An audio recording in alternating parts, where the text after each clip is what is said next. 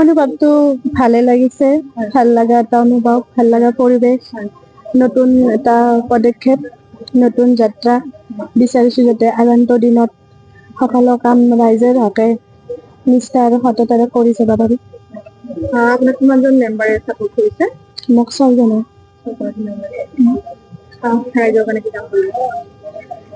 ৰাইজৰ হকে ৰাইজৰ লগত থাকি পঞ্চায়তৰ উন্নয়নমূলক কামসমূহ ৰাইজৰ লগত মত বিনিময় কৰিম, নিষ্ঠা আৰু সুচাৰুৰূপে পালন কৰি যাম।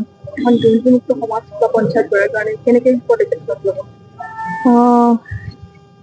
বিগত সময়ত কি দুৰ্নীতি হৈছে সেইটো মই নাজানো। মই যিহেতুকে নৱনিৰ্বাচিত সভানেত্ৰী, শিকিব লাগে, জানিব লাগে বহুতো আছে।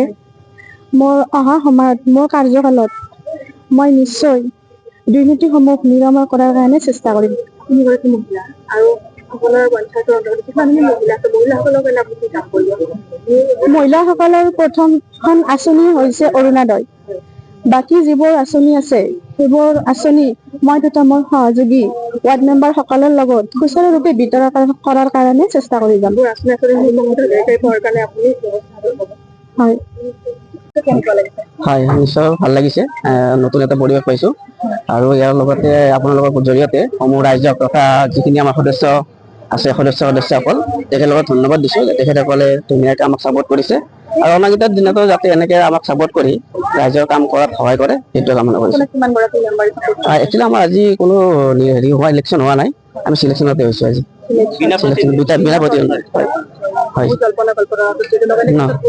হয় হয় হয় হয় হয়, তেনেকুৱা একো নহ'ল, বিনা প্ৰতিদ্বন্দ্বিতাত আমি জয়ী হৈছো। আৰু ৰাইজৰ কাৰণে কি পদক্ষেপ যিখিনি আঁচনি আহে সেইখিনিতো কৰিব লাগিব, বাইদেউ কোৱাৰ নিচিনা গোটেইকেইজন আমি লগ লাগি নিশ্চয়কৈ ভাল কাম কৰিম। Stay informed, stay ahead. News NE 365.